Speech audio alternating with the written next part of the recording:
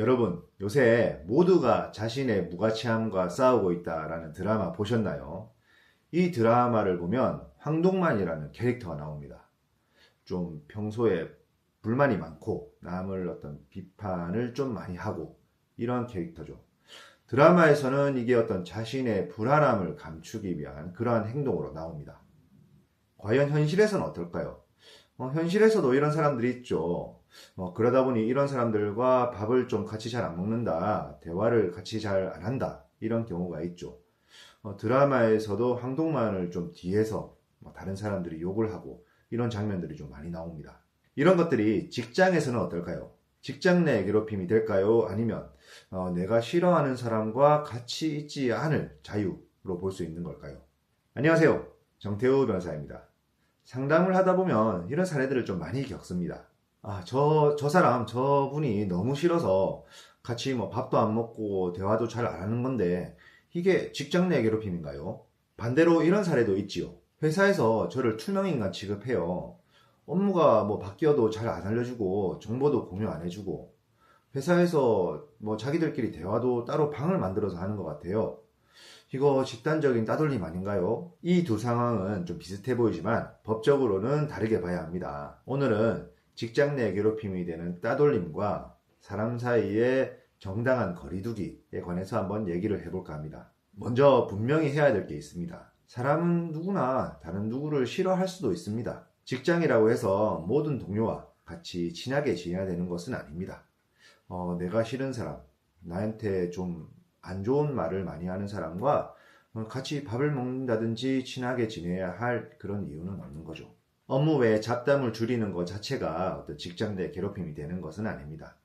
친밀함을 법적으로 강제할 수는 없는 거죠. 하지만 여기에는 중요한 경계가 있습니다.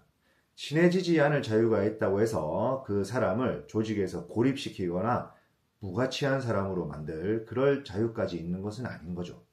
정당한 거리두기는 나는 저 사람과 친해지고 싶지 않다라는 것이라면 집단적 따돌림은 너는 우리 안에 있을 자격이 없다라는 메시지를 지속적으로 주는 것이라고 생각합니다. 저는 이 두 가지는 다르다 생각하고 직장 내 괴롭힘을 판단할 때는 이 두 가지를 명확하게 구분해서 바라볼 필요가 있다 생각합니다. 예를 들어 보겠습니다. 어떤 직원이 평소에 너무 말이 직설적입니다.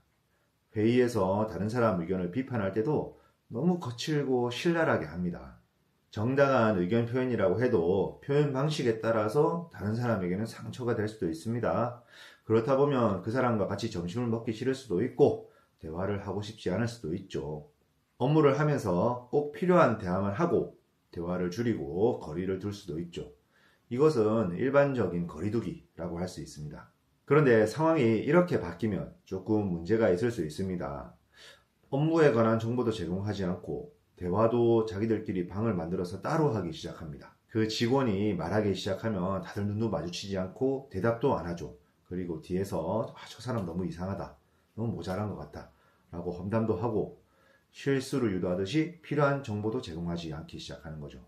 결국 그 직원은 회사에서 일하는 것이 거의 불가능하게 되는데요. 이러한 것은 정당한 어떤 거리두기라고 보기는 어렵고 직장 내 괴롭힘으로서 집단적 따돌림으로 평가될 여지가 있게 됩니다. 직장 내 괴롭힘은 단순히 기분 나쁜 일이 있었다고 해서 모두 인정되는 것은 아닙니다. 법원은 직장 내 괴롭힘을 판단할 때 이 세 가지 기준으로 판단을 하죠. 첫째, 직장에서의 지위 또는 관계의 우위를 이용했는지. 둘째, 업무상 적정한 범위를 넘은 것인지. 셋째, 상대방에게 정신적, 신체적 고통을 초래하거나 근무 환경을 악화시켰는지. 이러한 집단적 따돌림에서는 저는 특히 두 번째와 세 번째 요건이 중요하다고 생각합니다. 개인적으로 좀 안 맞아서 대화를 줄인 것을 두고 업무상 적정 범위를 넘었다고 보기는 어렵습니다. 하지만 필요한 정보를 주지 않거나 회의에서 배제하거나 공개적으로 망신을 주거나 아니면 집단적으로 무시하거나 하면 좀 다릅니다. 이것은 단순한 감정의 문제가 아니라 근무 환경을 악화시키는 행위입니다. 제가 직장 내 괴롭힘 심의의 가치 실무에서 보는 기준은 5가지입니다.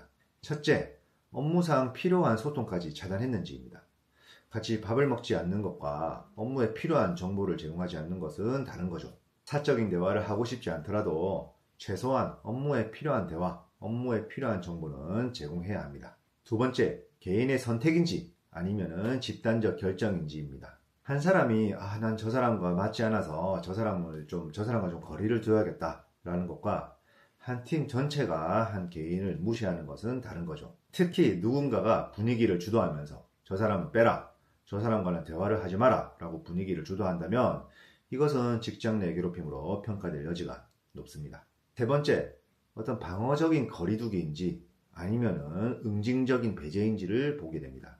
상대방이 반복적으로 공격적인 말을 해서 대화를 줄인다. 이것은 방어적인 거리두기라고 볼 수 있죠. 하지만 저 사람을 공개적으로 망신을 줘야 된다.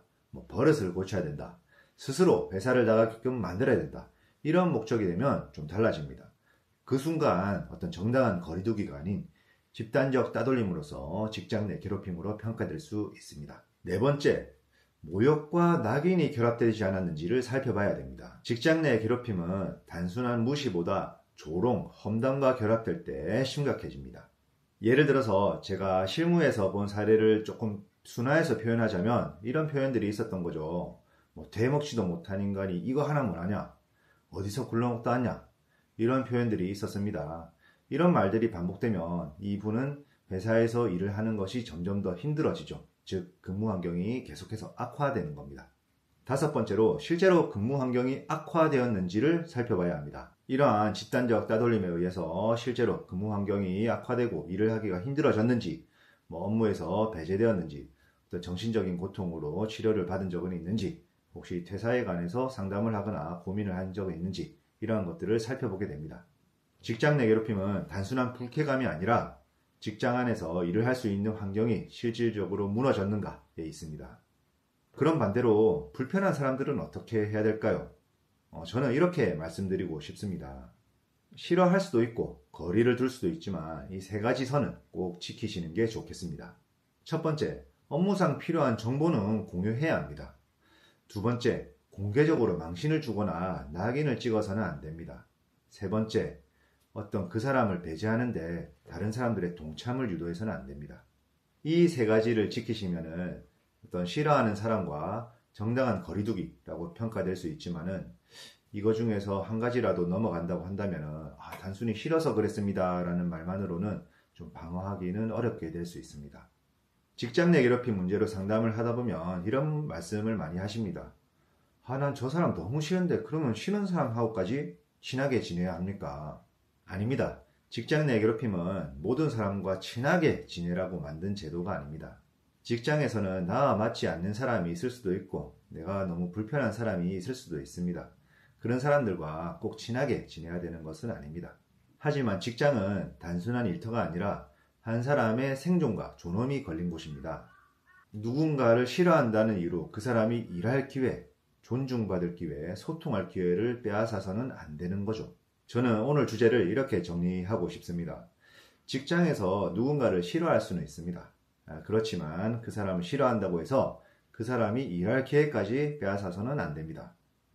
이것이 그 사람을 싫어할 수 있는 자유, 그 사람과 친해지지 않을 자유와 직장 내 괴롭힘 사이의 경계를 가르는 기준이라고 저는 생각합니다.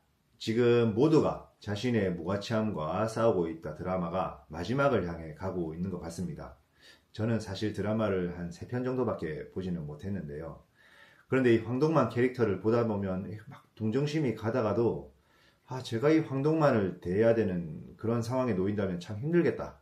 그런 생각을 하기도 합니다.